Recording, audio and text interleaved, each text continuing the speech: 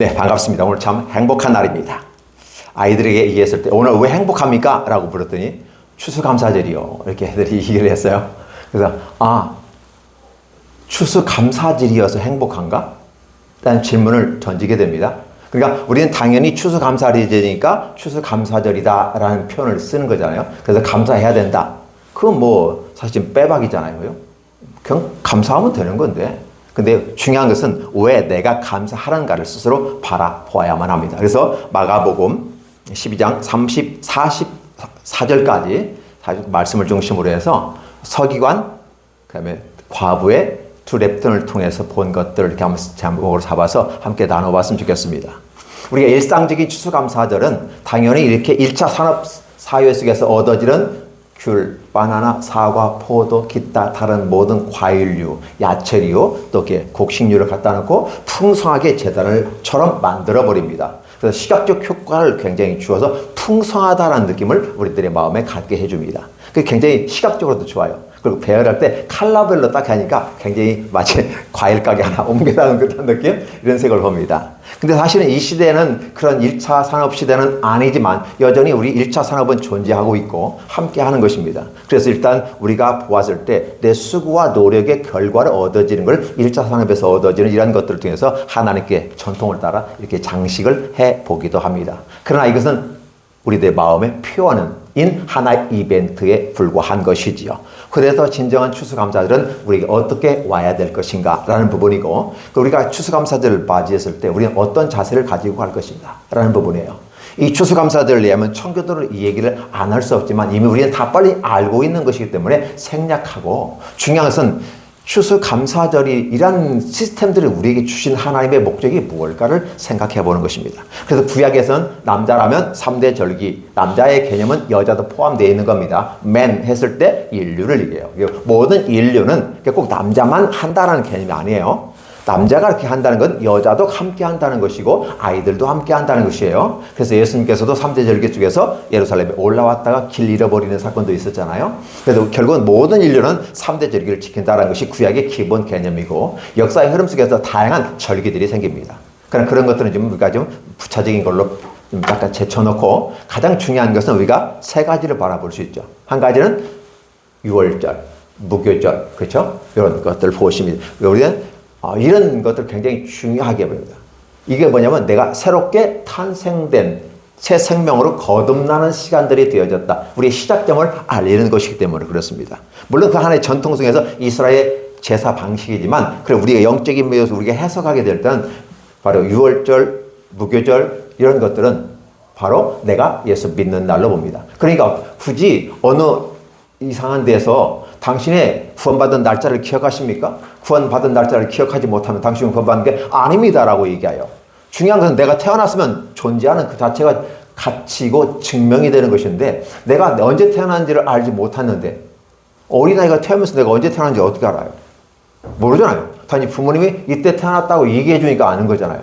문제는 뭐냐면 내가 태어난 날짜가 중요한 것이 아니라 내가 태어나고 현재 존재하고 있느냐가 중요한 거예요. 그러니까 이 일을 잘 생각해 보면 유혹되지 않을 수 있는데, 많은 사람들이 유혹되어져서 저쪽으로 다 넘어가는 경우가, 한번 교회가 와장창 무너지는 사건들도 있었습니다. 그렇잖아요. 부활절이란 개념은 바로 유월절을 중심으로 무교절, 그걸 무교절이라고 하고 부활절이라고 이 강조에 우리가 새로운 탄생을 맛보는 그 희열의 기쁨들을 주시는 겁니다. 그러다 보니까 기쁘다 구주 오셨네, 뭐다도 기쁘다 주님 다시 부활하셨네가 더 중요하게 느껴지는 겁니다. 크리스마스도 중요한데 이 부활절이 왜 중요한 거죠? 크리스마스는 우리에게 기회를 주기 위해서 오셨다는 가능성을 주시는 거라면, 부활절이라고 하는 건 그 오신 그분이 실제적으로 우리 어떻게 사랑했는지를 보여주면서 십자가에 못 박혀 죽으시고 난 다음에 그걸로 끝나버리는 여러 선생님들과 같은 모습이 아니라 진정으로 말씀 그대로 부활하셔서 다시 살아나시고 하나님 보좌 우편에 올라 계셔서 오늘 위해서 중보 기도해 주시는 분이 우리 주님이시라는 거죠. 그래서 우리 주님은 대단히 중요하고 고귀한 분이고 감사한 분이잖아요. 그래서 우리는 유월절을 최대의 명절로 지키게 됩니다. 그러다 보면 이제 아기가 탄생되어졌습니다. 탄생되면 자라가야지 않을까요? 우리 인생 여정 속에서 자라가야 됩니다. 초등학교, 중학교, 고등학교, 대학교, 청장년에서 노년에까지 우리는 그 과정을 겪어갑니다. 근데 걷고 가면서 우리는 뭘 해야 되죠? 먹고 살아야 하잖아요. 그래서 맥추절이라는 개념을 가지고 딱 가운데 지점에서 77에 49 해가지고 50일째 되는다. 그래서 맥추를 보리를 거두어서 우리가 연명하고 생명을 지속 발전할 수 있는 복을 허락하시는 분이 주님이다. 이 땅을 삶을 지도하시는 분도 주님이시다는 사실을 맥추감사절을 통해서 이해하게 됩니다. 근데 그 맥추감사절에 또 의미가 있어요. 육체를 위해서 맥추, 즉 보리를 주셨지만 우리의 영혼을 위해서 성령을 강같이 보내주신 분이, 물처럼 흘려보내신 분이 우리 하나님이시다. 그래서 성령이 이 땅에 오신 것은 그냥 자유로 오신 게 아니라 성부 하나님과 성자 예수 그리스도로부터 발출되어졌다라는 신학적 표현을 쓰게 됩니다. 그러니까 성령은 그냥 보이지 않는 존재가 이어서 우리가 참 애매하게 느껴질 수 있지만 보이지 않고 만져지지 않는 분이 성령 하나님이지만 성부와 성자께서, 즉 예수께서 십자가에 못 박혀 부활하신 다음에 보좌 우편에 올라가시면서 우리에게 내주신 분이, 우리에게 예수께서 보좌 우편에 계시니까 대신 사역을 하게끔, 그래서 이스라엘에만 있는 예수님의 모습이 아니라 온 세계 모든 인류 가운데 함께 하시는 영으로 계시는 분, 예수의 영이라고 표현하게 돼요. 그래서 예수의 하신 말씀과 시스템을 다 기억해서 예수님과 했던 그 기억을, 역사를 우리 안에서 생각나게 하시는 거예요.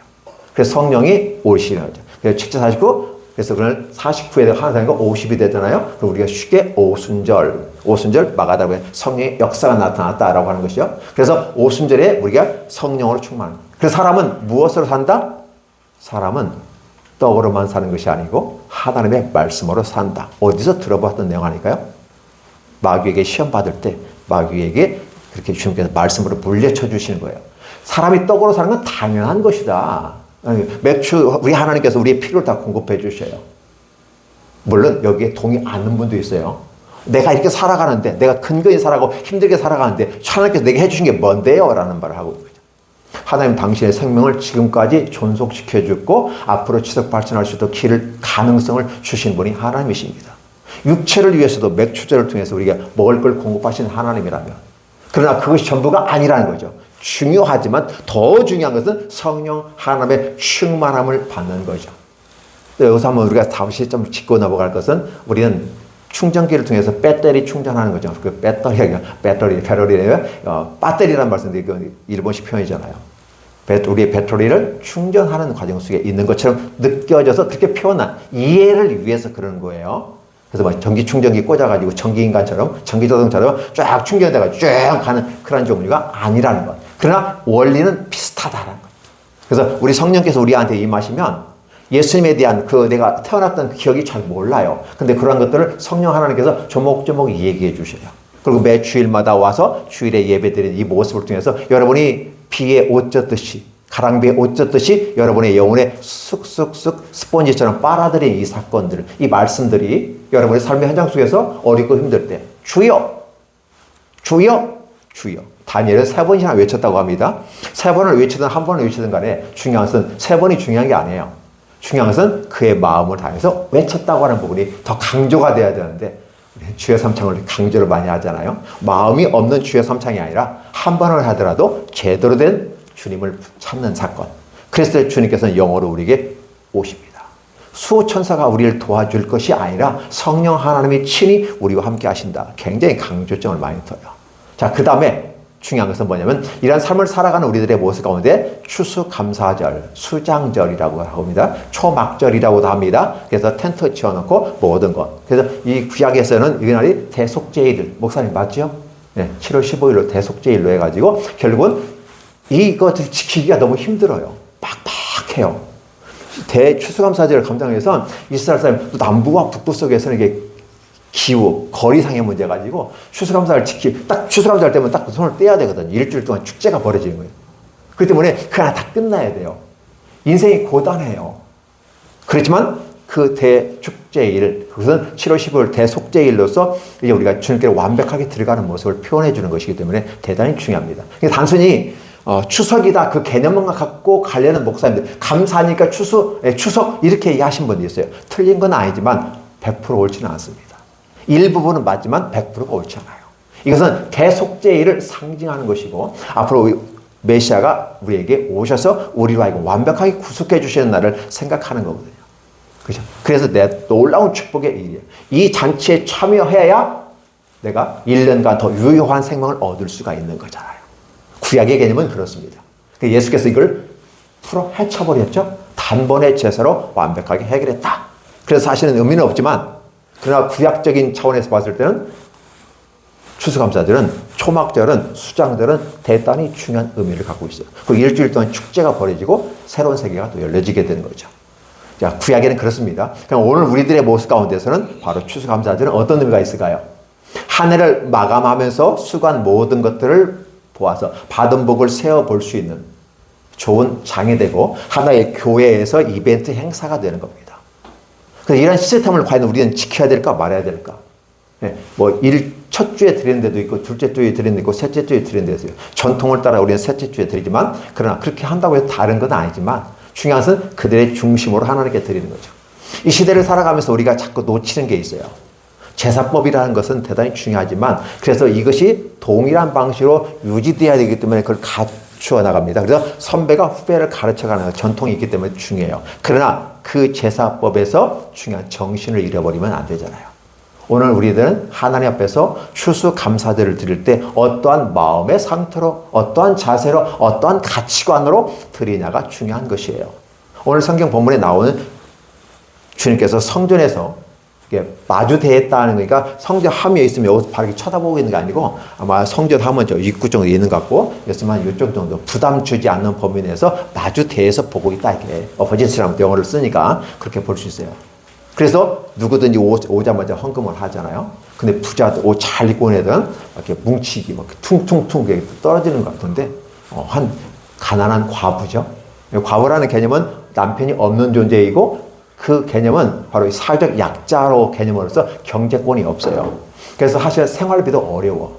그래서, 코프 코인이라고 하죠. 그 구리로 만든 코인 2개. 그렇죠? 이거 2개를 딸랑딸랑 냈다는 거죠. 근데 주님의 관점에서 바라볼 때 제자들에게 뭐래요? 누가 이 헌금을 가장 많이 했느냐라고 묻는 거죠. 바로 저 여인이, 저 과부가 하는 것이 가장 많다라는 거죠. 그럼 우리는 거부를 합니다. 아니 지금 부자가 뭉청생이로 엄청나게 헌금을 했는데 그 사람을 칭찬해야지. 또 칭찬해야 더 많은 헌금을 할 수 있는 거 아닙니까? 그래서 막 예배 때에도 막 이름 다 불러가면서 헌금을 독려하는 거 아닙니까? 그런데 주님께서는 지금 그 사람들을 칭찬하기는커녕 오히려 이 여인을 칭찬하면서 더 많은 헌금을 내는데 방해를 하고 있어요. 예수님이 오히려. 이런 표현을 쓸 수도 있어요. 그러나 여러분 가장 중요한 거 뭐냐면 말이 한계가 있어요. 내가 요 포인트를 잡으면 요 포인트를 놓치게 되는 거죠. 카메라도 보면 메인 카메라를 중심으로 해서 보조 카메라가 있습니다. 그리고 메인 카메라 중심으로 어떤 몇 번 카메라를 잡아 사이사이에 집어넣느냐에 따라서 편집이 되잖아요. 근데 메인 카메라 하나만 갖고 했을 때 지금 이 여인을 칭찬한다는 개념은 이 돈 많이 있는 부자를 칭찬하지 않는다는 개념이 아니라 이것은 당연한 것으로 받아들이는 것입니다. 그리고 중요한 건 뭐냐면 2렙돈, 작은 돈을 낸 이 여인을 칭찬한 의도가 무엇인가를 바라보는 거죠. 최종적인 우리가 44절에 이렇게 표현합니다. 저 부자들은 그 많은 것 중에 일부를 드렸다. 따라서 그가 액수상에서 보이는 것은 많아 보일 수 있겠으나 그 가진 중에 전부 중에 일부를 드렸기 때문에 다 드렸다고는 할 수가 없는 것이다. 그렇기 때문에 그가 다 드렸을 때는 전부를 드렸고 많이 드렸다 칭찬할 수 있겠다. 현실적인 1차적인 차원에서 바라보면 그 사람이 많이 드린 것은 사실이다.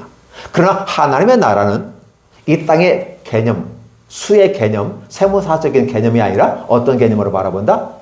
영적인 의미에서 하나님의 마음이 있는 세계다.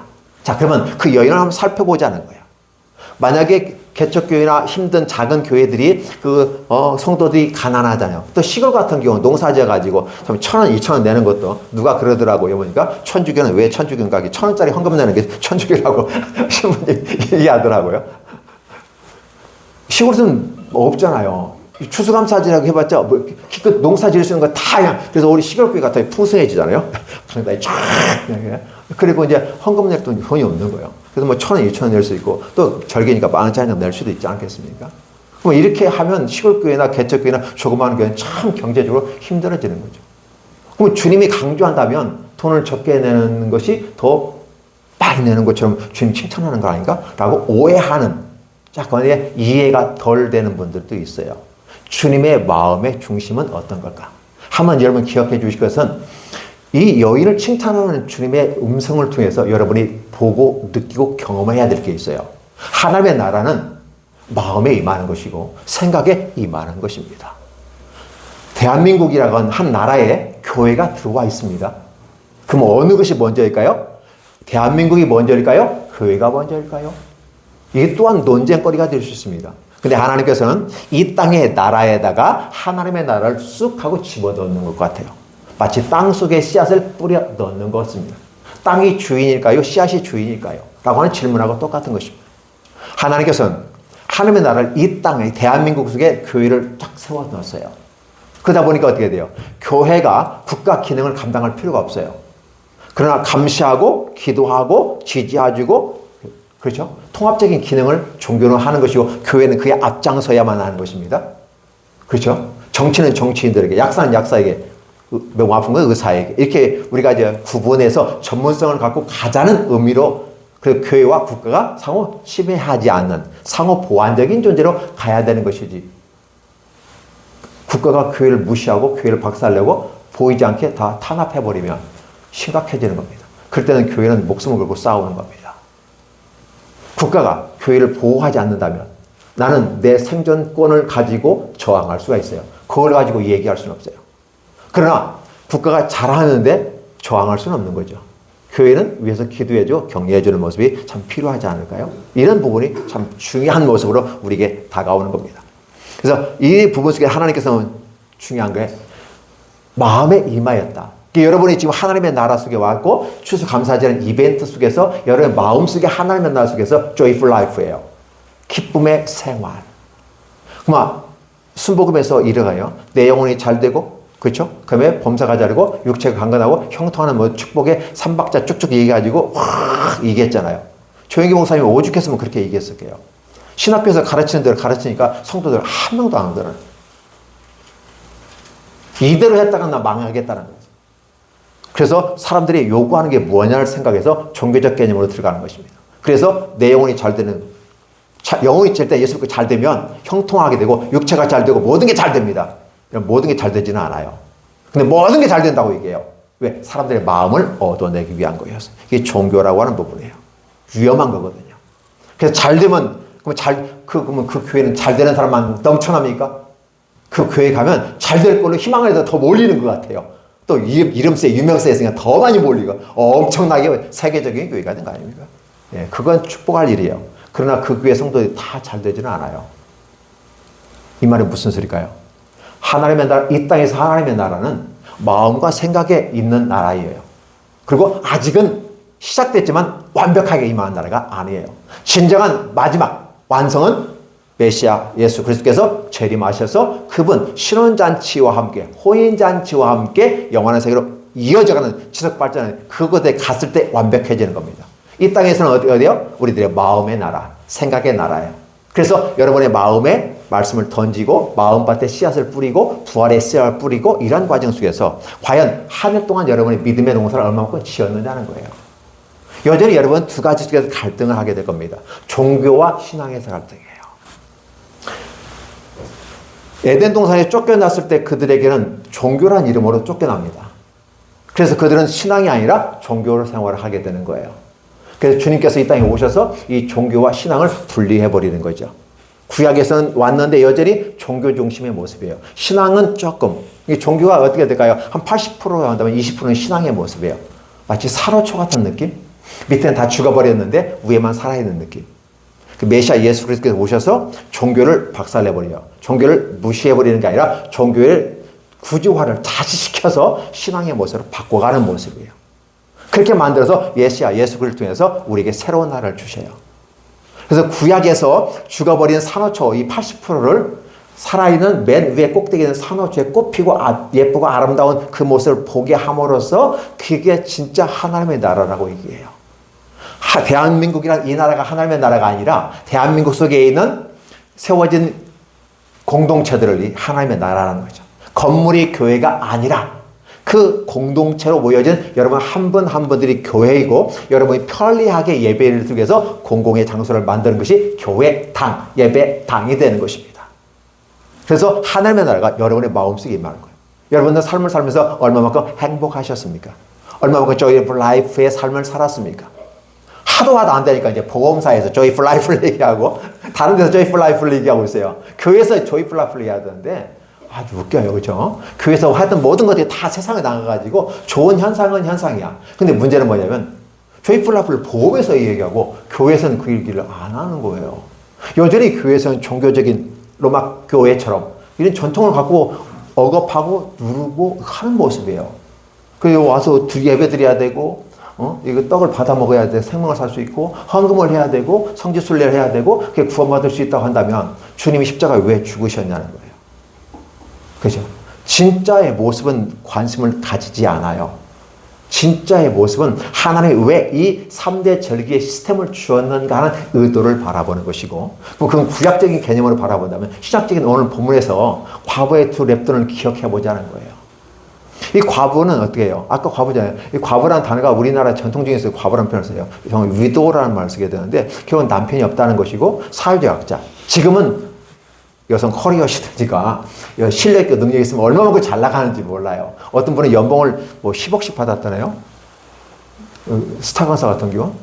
그럼 10년을 제가 했습니다. 그럼 얼마나 될까요?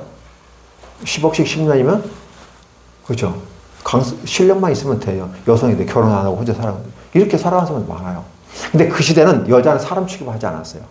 남자에게 속한 부속물로 여겼어요. 이게 비참한 현실이거든요. 그러다 보니까 과부가 됐다는 말은 사회적으로 경제적으로 사람 구실을 못하는 존재가 됐던 거예요. 그러니까 어떻게 먹고 사는 게 근근히 살아가는 거예요. 그러니까 그게 가진 건 어떻게 해요? 없어요. 시골에서 추수감사절인데 막 많이 갖고 와요. 왜? 가진 돈은 없으니까. 내가 농사한 것은 있으니까 갖고 쫙 정신한단 말이에요. 근데 막상 헌금하면 5,000원, 1,000원 한단 말이에요. 큰 명절에 절기인데도 불구하고. 이런 현상이에요. 그러니까 한 과부가 와서 투랩돈, 코포콘이에요. 구리로 만든 동전이란 말이죠. 이걸 갖다 넣는데 딸랑딸랑 소리 나는 거죠. 다른 사람이 이렇게 뭉치면 툭 소리 나는데 통통 소리 나는 거예요. 근데 문제는 그 통통 소리 나는 거죠. 저 여자가 가진 헌금을 이 모든 다른 사람보다 더 많이 했다라는 표현을 쓰게 되거든요. 그러면 주님의 의도가 무엇일까? 아니, 주님은 유치원도 안 나와요. 제가 유치원 안 나가지고 산수가 제가 어려요. 수계님이 약하거든요. 주님은 유치원도 안 나와봐요. 이게 많이 이거라고 이걸 조금이라도 많다는 게 뭐 말이 되나요? 자, 첫 번째, 상식선에서 맞지 않는 말을 할 때 바보라고 합니다. 그런데 상식을 넘어서서 의미 있는 말을 전달하고 할 때 의도 있는 것을 할 때는 좀 신경 써서 들어봐야 되겠죠. 그럼 주님이 바보가 아니라고 판단된다면 무슨 의도가 있지 않을까? 왜 주님은 그 말씀을 하셨을까?를 생각해 보는 것이 성도들의 모습이에요. 근데 목사 입장에서는 여러분 막 동료에서 부자들이 많이 낸 것처럼 받은 복을 세워서 많이 내십시오.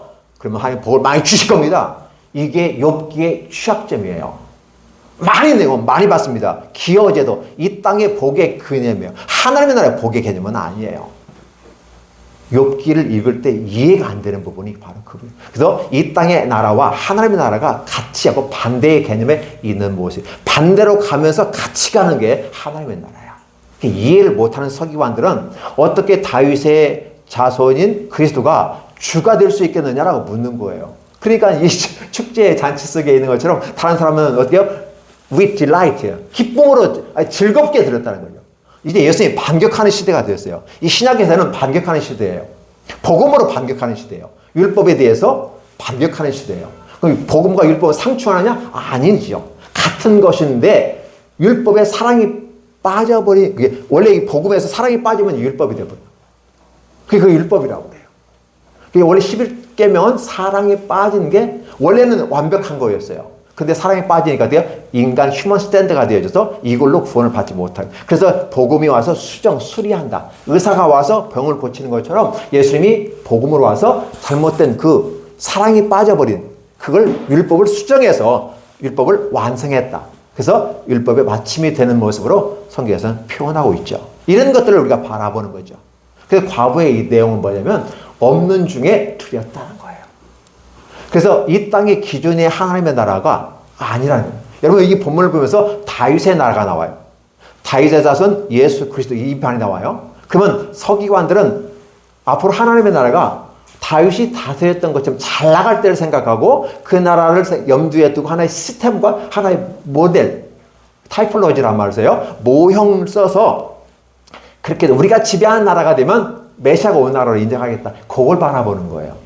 그리고 서기관들이 바라보는 하나님의 나라는 하나님이 우리에게 필요한 것, 우리의 필요를 채워 공급하시는 분으로서 있지, 실제적인 것은 그래서 하나님 우리가 잘 먹고 잘 사는 이 땅의 것을 서기관들이 바라보는 하나님의 나라로 여기고 있는 거예요.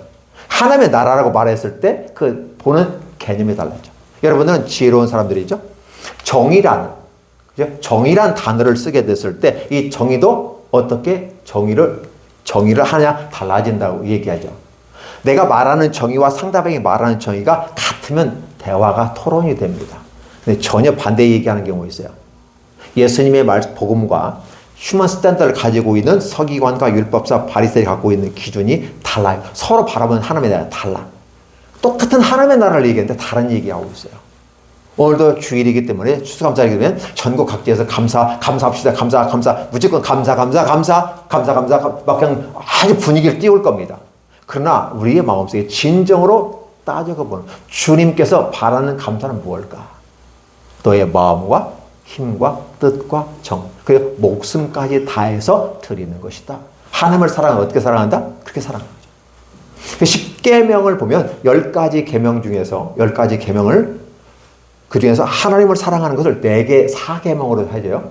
그 계명을 다른 말로 표현해 보는 거예요. 그 하나, 둘, 셋, 넷, 4개 계명을 마음과 뜻과 목숨과 힘을 다하여 주 너의 하나님을 사랑하라. 이해되시죠? 이거 뭐 다른데 내용이 다른데요? 라고 해석할 수 있지만 그 4가지 계명을 준 목적이 가장 근본적인 목적은 뜻과 힘과 정성과 목숨을 다해서 주 너의 하나님을 사랑하라. 이게 하나님에 대한 사랑이거든요. 이런 것도 우리에게 주시는 거죠. 그러니까 하나님께서 하나님의 나라는 하나님 부자란 말이에요. 그러니까 나한테 뭘 많이 가까워가지고, 근데 한 가지 기억할 것은 교회가 성전에서 옛날에 구약에서 즉 제사장과 그에 수종된 레위인들이 먹고 살 수 있도록 하기 위해서 이런 것을 가져오라고 하는 거예요. 그들도 제사장도 먹고 살아야 되잖아요. 수발된 레위인들도 먹고 살아야 되잖아요. 그래서 레위인들에게 준 11조를 내서 제사장들이 먹고 사는 거예요. 제사장들 된 걸 대제사장이 먹고 사는 거고요. 그래서 10분의 1, 10분의 1, 10분의 1에서 모아서 근근히 복지적인 차원에서 생계를 유지하게 만든 것이에요. 사실 그 이상도 그 이하도 필요 없는 거잖아요.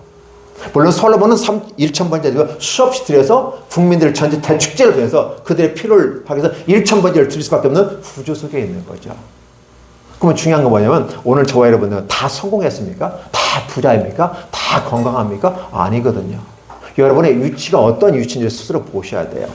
그래서 과부가 내는 이 2랩돈은 사실은요, 생활비 전부예요. 영어로 보면 살아가기 위한 돈이라고 그랬어요. 생활비라고 그런 거예요. 직역하면 그래요. 그러니까 그걸 없으면 굶어야 돼요. 그런데 그 생계에 관계되는 이 생존의 목적이 있는데 그걸 그나마 그것도 2돈 아주 적은 건데도 2개를 냈다는 거예요. 하나님의 나라는 바로 그런 것이다. 그래서 주님께서는 표현할 때 저 여인은 가진 걸 전부 냈어. 바보 같은 짓을 했어. 구약의 또 다른 모습이죠. 이 밀가루 떡 먹고 저희 죽을래요. 먹고 죽을래요. 그렇게 했는데 어떻게 돼요? 엘리야가 그러죠. 미친 짓을 하는 거잖아요. 너 그거 갖다가 먹고 죽지 말고 나한테 가지고 와. 아니, 사기치고 도둑놈 아니에요? 여태껏 그 밀가루 한 점하고 그거 조금 기름 좀 남아가지고 한 번 먹고 모자가 죽어버리겠다는 거예요. 이제 더 이상 먹을 게 없으니까. 근데 엘리야가 가지고 그거 4개 가지고 와. 완전 이런 강도가 어디 있어요? 주지도 않고 빼서 달라는 거예요. 문제는 뭐냐면 왜 그렇게 했느냐는 거예요. 사람들은 외형적인 것만하고 저 미쳤어. 저 목사가 왜 그래? 저 선지자가 왜 그래요? 이거 얘기한단 말이에요. 근데 그 무엇들을 살펴보죠. 그 여인은 믿음의 여인이었대요. 지혜로운 여인이죠. 아니 이거 먹고 죽는데 아니 왜 그걸 달라고 하지? 그래 뭐 먹고 죽으나 손님 대접하면 이웃 대접하면 그때 당시에도 아브라함이 선지자를 대접하고 천사를 대접하는 부지 중에 대접했다는 이게 마인드가 깔려 있대요. 그래서 그래 처음 보는 사람 내가 대접하고 하나 조금 먹고 죽느니 차라리 대접하고 복 받으면 하나님 나라에서 가면 내가 복 받기 아마 그런 마인드가 있었을 겁니다. 대접했거든요. 밀가루가 끊어지지 않았고 기름이 끊어지지 않았어요. 3년 반 동안의 기간 동안에 하나님께서 엘리야를 위해서라도 그 사람들 살려주시잖아요. 기가 막힌 거거든요. 이 과부의 모습은 단지 두 렙돈 냈다라는 개념이 아니라 그 전부를, 이건 목숨을 내어놓는 현상인 거예요. 하나님의 나라는 이렇게 헌신하고 투자하는데 바로 뜻과 힘과 목숨을 다하여 주 너의 하나님을 사랑하면 10계명은 당연히 지키는 건데 빠졌던 것이 뭐다? 사랑이다. 그게 바로 사랑인데 하나님의 사랑을 그렇게 사랑하는 거다 라고 맞춰주는 거죠. 그래서 주님께서 강조를 하잖아요. 근데 한 가지 기억할 것은 여러분 이 땅에서는 기여제도가 중요해요. 이 서기관과 바리새인 보세요. 회당이나 잔치자에 가면 늘 상석에 앉는 사람들을 봐요. 저는 복지를 하다 보니까 어떤 행사 이벤트 하잖아요. 그러면 늘 오는 사람은 어때요? 좀 큰 사람들, 성공한 사람들이 와줘야 자리를 빛내주기를 바랍니다. 딱 와보면 어때요? 내빈석, 귀빈석 해가지고 앞에 쫙 깔아요. 그게 여기 왜요? 서기관, 바리새인, 율법사들이 잘 나갔다, 성공했다, 위대했다, 내가 그 자리를 빛내준다, 그 자리에 앉으려고. 그럼 그 중에서도 누구를 가운데 앉힐 것인가? 그죠? 제일 센 놈이 가운데 있고, 그럼 곁다리 이렇게 그죠? 국회의원, 도의원, 시의원. 그 다음에 시면 시장이죠. 가운데 있어야 되겠죠? 아니, 경기도 하면 경기도지사 가운데 있어야 되겠죠? 다리 쫙 깔아요. 나머지는 뒤로 그냥 서서 듣는 거예요. 그러면서도 와서 그 바쁜 와중 짠 시간 내가지고 인사말 한다고 자기 치적을 얘기하고 둘을 거들먹거리고 내가 이렇게 하면서 이거가 연관시켜서 이렇게 하겠습니다. 하면 좋은데 하느냐는 거죠. 말한 거라도 지키면 좋은데 서기관 바리새인 율법사들이 바라보는 하나님의 나라, 이런 하나님의 나라, 이 땅에서 그래서 한 가지 기억해 주실 것은 뭐냐면 이 서기관과 바리새인 율법사들은 하나님을 이용해서 예수님을 이용해서 성령님을 이용해서 장사하는 장사치 같은 느낌? 예수님을 팔아서 장사하는. 그래서 한국 교회도 조심하는 게 있어야 돼요. 이 추수감사절에 대해서 예수님을 하나님을 이용해가지고 자기 배를 불리는 사람으로 세상에서는 오해하고 있어요. 아니 또 그런 사람도 있어요. 목사라도요, 정상적인 목사이면 사탄을 찬양하는 목사도 있거든요. 그러니까 뭐라고 할 수 없어요. 단지 그 심은 대로 거두면 되는 거죠. 심은 대로 어떻게 추수감사를 한 것처럼 심은 대로 거둘 것을 생각하고 이걸 바라보면서 우리는 바르게 온전히 확실하게 분명하게 심어야 되겠다. 뭘 심죠? 말씀의 씨앗, 복음의 씨앗, 내 삶의 사랑으로 실천하는 내 삶을 우리 찬양에서도 그렇죠. 내가 온전해지고 닦아 만들어가는 과정 속에서 내가 성장하는 모습.